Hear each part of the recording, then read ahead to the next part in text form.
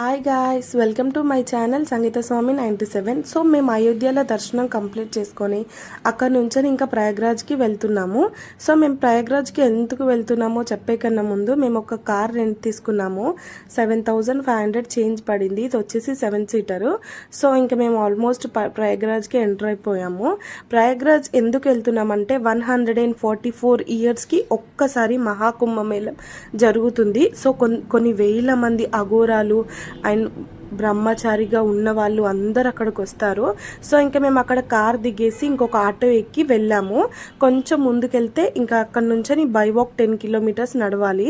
So మేము ఇక్కడ ఎందుకు వచ్చాము అంటే గంగ స్నానం కోసం వచ్చాము.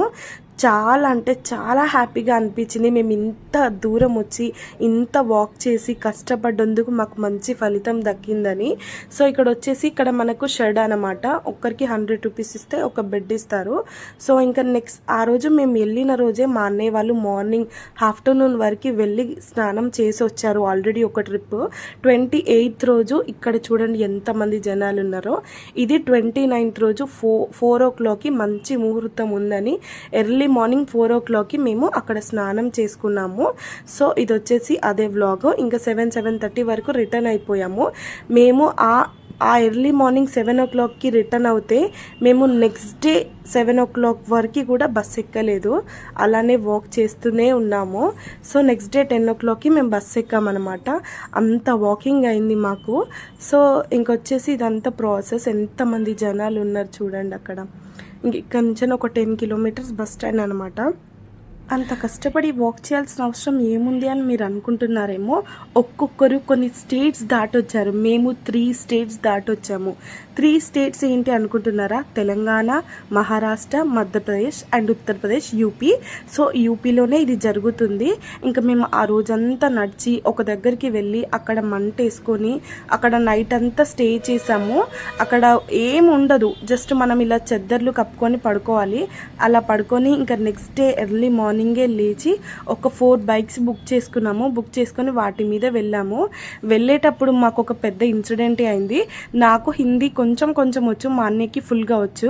ఇంకా హిందీ కోసం మేము వాళ్ళకి ఎక్స్ప్లెయిన్ చేయడానికి చాలా కష్టమైంది మాకు. ఇంకా మా టీచర్ ఎప్పుడు చెప్పేది, హిందీ నేర్చుకుంటే మన ఆర్ ఇండియా మొత్తం తిరగొచ్చు, ఇంగ్లీష్ నేర్చుకుంటే మనం వరల్డ్ మొత్తం తిరగొచ్చు. కానీ తెలుగుని తప్ప అనట్లేను, తెలుగు ఓన్లీ మన తెలంగాణలో, ఏపీలో మాత్రమే ఉంటుంది. సో మీరు కూడా ఇంగ్లీష్, హిందీ బాగా నేర్చుకోండి. మేము ఇక్కడికి రావడానికి రీజన్ త్రివేణి సంగం. త్రివేణి సంగం ఏంటి అని అనుకుంటున్నారా? గంగా, యమున, సరస్వతి అనే దేవతలు ఒకటే వేలో పారుతున్నాయి అన్నమాట. ఆ వాటర్తో మనం స్నానం చేస్తే కోటి పుణ్యాలు అని పెద్దలు చెప్పారు. నెక్స్ట్ మేము ముందుకు వాక్ చేసుకుంటూనే వెళ్ళిపోతున్నాము. చాలా మంది అక్కడ రెస్ట్ తీసుకుంటున్నారు కూర్చొని. ఇక్కడ చూడండి ఎంత కూల్గా ఉందో. మేము అక్కడికి 3 o'clock మార్నింగ్ బయలుదేరితే మేము వెళ్ళే వరకు 6-6:30 అయింది. చాలామంది పోలీస్ వాళ్ళు కూడా ఉన్నారు సెక్యూరిటీకి. బట్ మేము వెళ్ళిన రోజు 29th రోజు ఒక 50 members చనిపోయారు. నాకు అది విన్నప్పుడల్లా చాలా బాధ అయింది. ఇంకొచ్చేసి మేము బస్ ఎక్కాము. అక్కడ మన ఫుడ్ అయితే ఏది దొరకదు, చాలా కష్టం. కానీ దేవుడు కోసం వెళ్ళాలనుకునే వాళ్ళు వెళ్తారు ఎలాగైనా. చూడండి ఇక్కడ సీట్స్ లేకపోతే కింద కూడా కూర్చొని అడ్జస్ట్ అయ్యారు చాలామంది. వెళ్ళడం ఇంపార్టెంట్ అనుకున్నారు. సో మేము ఎక్కిన బస్సే ఇది. ఇంకా మేము కొంచెం ముందుకు వచ్చాక ఇక్కడ రెస్టారెంట్, డాబా లాంటి దాంట్లో మొత్తం చపాతీసే. ఈ కొంచెం అన్నంకి కూడా 150 రూపీస్ తీసుకున్నారు. సో ఇంకా కొంచెం అన్నం తినాలని తినేసి ఇంకా నెక్స్ట్ మార్నింగ్ ఒక దగ్గర ఆపారు. మార్నింగే టిఫిన్స్ అనేది ఇక్కడ ఉండవు. చపాతీ, ఇలా మిల్క్ ఇవి తీసుకుంటారు. సో మేము ఇంకా మిల్క్ తీసుకున్నాము. నేను, మా డాడీ, మా వదిన, మా అన్నయ్య, ఇంకా మా మమ్మీ, మా అక్క వాళ్ళు చాయ్ తాగారు. సో మంచిగా ఉండే, ఫ్రెష్గా అనిపించింది పాలు తాగినప్పుడు. చాలా అంటే 6 days తర్వాతకి ఆల్మోస్ట్. సో ఇంకా మేము అక్కడి నుంచి ఇక్కడ మేము ఒక తుఫాన్ రెంట్ తీసుకొని జబల్పూర్కి వెళ్తున్నాము. జబల్పూర్ టు నాగ్పూర్ అనడానికి కూడా చాలా కష్టంగా ఉంది ఆ వర్డ్స్. సో అక్కడ మనకు జబల్పూర్లో బస్ దొరికింది, నాగ్పూర్ది ఇదే. ఇంకా మేము స్లీపర్స్ బుక్ చేసుకొని వెళ్ళిపోయాము.